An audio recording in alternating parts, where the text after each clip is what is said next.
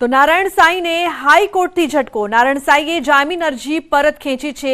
કોર્ટે અરજી ફગાવવાનું વલણ અપનાવતા આ નિર્ણય લીધો છે। પૂરતા દસ્તાવેજો ન હોવાથી કોર્ટે કર્યો છે ઇનકાર। નારાયણ સાંઈએ 20 દિવસ માટે જામીન અરજી કરી હતી। અગાઉ ખોટા દસ્તાવેજો રજૂ કર્યા હતા એવી વાત હાઈકોર્ટ દ્વારા કરવામાં આવી। યોગ્ય દસ્તાવેજો તેની ચકાસણી જરૂરી।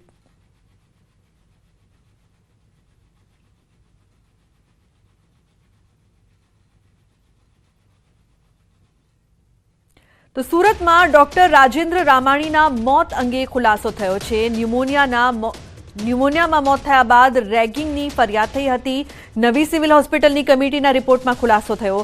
डॉक्टर रामाणीए रेगिंगनी फरियाद न करी होवानो खुलासो थयो छे। तो रेगिंग मुद्दे तमाम आक्षेपो फगाववामां આવ્યા।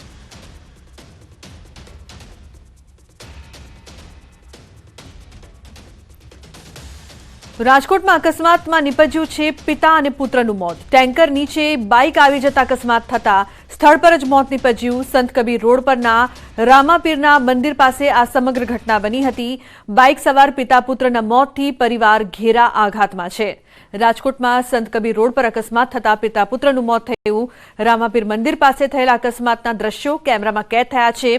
टेंकरनी बाजुमांथी पसार थती वखते बाइक चालके काबू गुमावे छे अने पिता पुत्र पर टेंकरना टायर फरी वळे छे। सूरतथी राजकोट लग्न प्रसंगमां आवेला पिता पुत्रना करुण मौत थता परिवारमां मातमनो माहोल छवायो छे।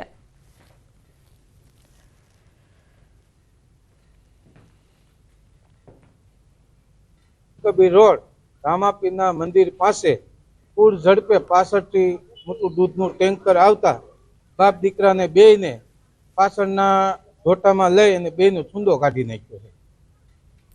તો અમદાવાદના માણિકબાગ 4 રસ્તા પાસે રફતારનો કહેર જોવા મળી રહ્યો છે। મોડી રાત્રે પૂર ઝડપે આવતી કાર ડિવાઈડર સાથે અથડાઈ। અંજલી 4 રસ્તા તરફથી આવતી કાર ડિવાઈડર સાથે અથડાઈ હતી। એમ ડિવિઝન ટ્રાફિક પોલીસ મથકે ફરિયાદ નોંધાઈ હતી।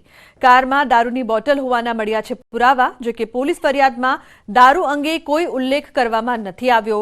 पिता यतीन पटेल अकस्मात अंगे नोंधावेली फरियादमां पुत्र पार्थ पटेल घटना स्थळे हाजर हतो।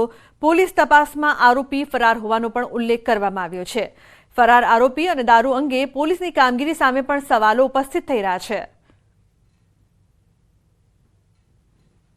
तो महत्वનું છે કે જે પ્રકારથી એમ ડિવિઝન ટ્રાફિક પોલીસ મથકે ફરિયાદ પણ નોંધાઈ હતી, પરંતુ આ સમગ્ર ઘટનામાં પોલીસની કામગીરી શંકામાં છે। ફરિયાદમાં કેમ દારૂ અંગે ઉલ્લેખ નથી કરવામાં આવ્યો તે સૌથી મોટો સવાલ છે, કારણ કે ફરિયાદમાં તેનો ઉલ્લેખ હોવો જરૂરી હતો।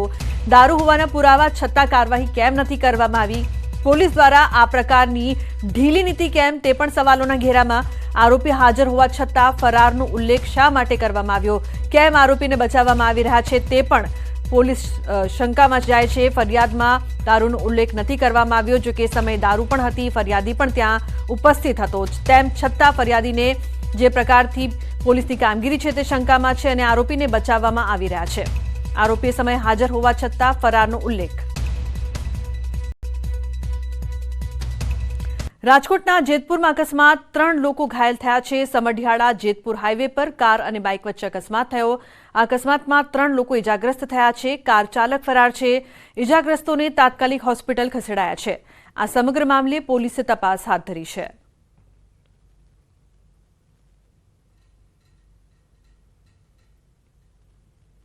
તો ભાવનગરના મહુવામાં અકસ્માત 12 લોકો ઘાયલ થયા છે।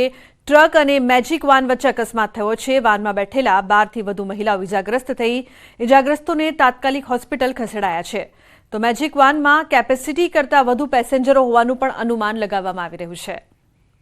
तो तमाम इजाग्रस्तोने होस्पिटल खसेडवामां આવ્યા। महत्वनुं छे कि केपेसिटी करता वधु पेसेंजरो होवानुं अनुमान छे અને મહુવામાં અકસ્માતમાં 12 લોકો ઘાયલ થયા છે, જેમાં મોટા ભાગે મહિલાઓ સામેલ છે। આ તમામ લોકો હાલ સારવાર હેઠળ છે। તો ટ્રક અને મેજિક વાન વચ્ચે અકસ્માત સર્જાયો હતો।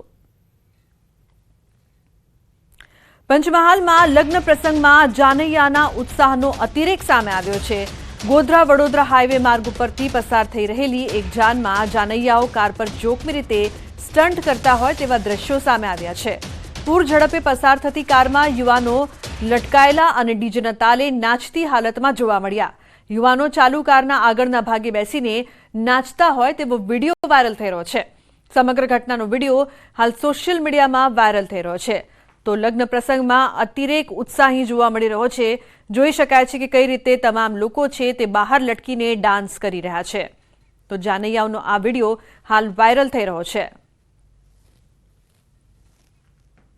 તો જાનૈયાઓ દ્વારા જોખમી સ્ટન્ટ કરવામાં આવ્યો. પંચમહાલની આ સમગ્ર ઘટના છે. લગ્ન પ્રસંગમાં તમામ લોકો જઈ રહ્યા હતા, પરંતુ આ લગ્ન પ્રસંગમાં અતિરેક ઉત્સાહ જોવા મળી રહ્યો છે. કાર પર બેસીને સ્ટન્ટ કરવામાં આવી રહ્યા છે. સાથે સાથે લટકીને સ્ટન્ટ કરતા તમામ લોકો જોવા મળી રહ્યા છે.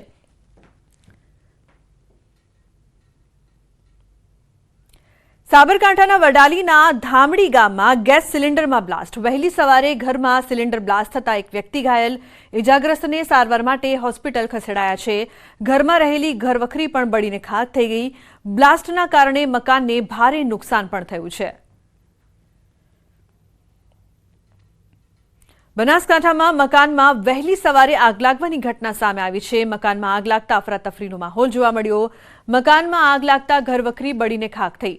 આગની આ ઘટનામાં કોઈ જાનહાનિ નથી થઈ. ફાયર વિભાગે આગ પર કાબુ મેળવ્યો છે. મકાનમાં આગ લાગવાનું કારણ અકબંધ છે.